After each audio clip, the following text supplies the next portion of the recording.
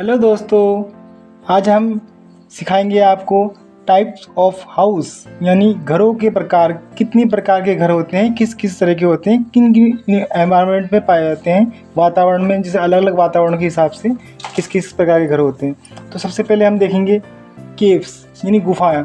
इसमें ये गुफा भी बोल सकते हैं, मान भी बोल सकते हैं। इनमें जानवर लोग रहते थे और अभी भी रहते हैं, लेकिन इंसान जब डेवलप नहीं हुए थे उससे पहले इन केव्स में ही रहते थे। तो ये मैक्सिमम होती हैं यानी पत्थरों से बनी हुई गुफाएं होती हैं। इसमें ज़्यादा सुविधाएं नहीं होती हैं, बस ये कि ये मान टाइप में होती हैं, गुफा टाइप में होती हैं। ओके बच्चों, और ये है टेंट हाउस। इन टेंट हाउस यानी तंबू के हाउस बोल सकते हैं इनको, तंबू घर बोल सकते हैं। ये मैक्सिमम हमारे फौजी लोग यूज़ करते हैं या जो ट्रैवलिंग करते हैं वो लोग यूज़ करते हैं। ये कपड़े के बने होते हैं। ये है हमारे पोर्टेबल हाउस यानी इस प्रकार के घर जिसे हम इजीली फोल्ड कर सकें, अनफोल्ड कर सकें, इंस्टॉल कर सकें। ये हम पैकिंग के लिए इजीली होता है, इसलिए इसे मैक्सिमम आजकल ट्रेवल्स में यूज़ किया जाता है। ये पहाड़ी इलाकों में, बाकी जगह ट्रेवल्स करने में बहुत इजी पड़ता है। इसको इजीली कैरी किया जा सकता है। ये है हमारे हट्स जिसे हम झोपड़ी कहते हैं। ये हमारे गांव में आज भी पाई जाती हैं। ये बड़ी ही सुंदर और बहुत मेहनत से बनी जाती है। ये गारा मिट्टी से बनाई जाती हैं और फूस से बनाई जाती हैं। ये हमारी हैं वुड हाउस। ये लकड़ी के घर होते हैं।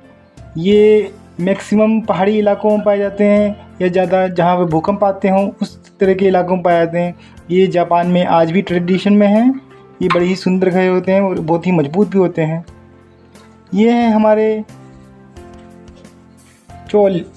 ये इस प्रकार के घर होते हैं जहाँ पे कई लोग एक साथ रहते हैं, लेकिन ये छोटी कच्ची बस्ती टाइप के होते हैं। इसमें कॉमन लेट बाउथ होते हैं और ये कई परिवारों को एक साथ रखने के लिए यूज़ में आते हैं। और ये है हमारे एलिवेटेड हाउस, जिसे हम एक प्रकार से ये समझ सकते हैं कि इसमें चढ़ने उतरने में थोड़ा सा टाइम लगता है। ये हमारे समुद्री या पानी वाले इलाकों में होते हैं। इसमें आप नाव के द्वारा यहाँ पहुँच सकते हैं। ये हमारे जम्मू कश्मीर जैसे इलाकों में भी हैं अभी भी। तो यहाँ पे शिकारा के द्वारा हम पहुँच सकते हैं। तो ये थोड़ी सी ऊंचाई पे होते हैं, पानी के अंदर बने होते हैं। ये हमारे हैं बंगलो, जिसे हम राजमहल भी कह सकते हैं। ये बड़े ही आलीशान होते हैं, भव्य होते हैं, इसलिए इनको बंगला कहते हैं। और ये हैं अपार्टमेंट्स, जैसे कि आजकल हम देखते हैं कि कई फैमिलियाँ एक साथ रहती हैं बड़ी बिल्डिंग्स में, तो उन्हें अपार्टमेंट में कहा जाता है। ये सिटी में कॉमनली होते हैं और ये कॉमर्शियल यूज़ में भी आते हैं। और ये हैं स्काई कैपर्स, जो गगनचुंबी इमारतों में आती हैं। ये बहुत ही ऊंची बिल्डिंग होती हैं जिन्हें हम नीचे से देखेंगे तो ऐसा लगेगा कि हम आकाश तक जा रही हैं, इसलिए इन्हें गगनचुंबी इमारतें कहते हैं।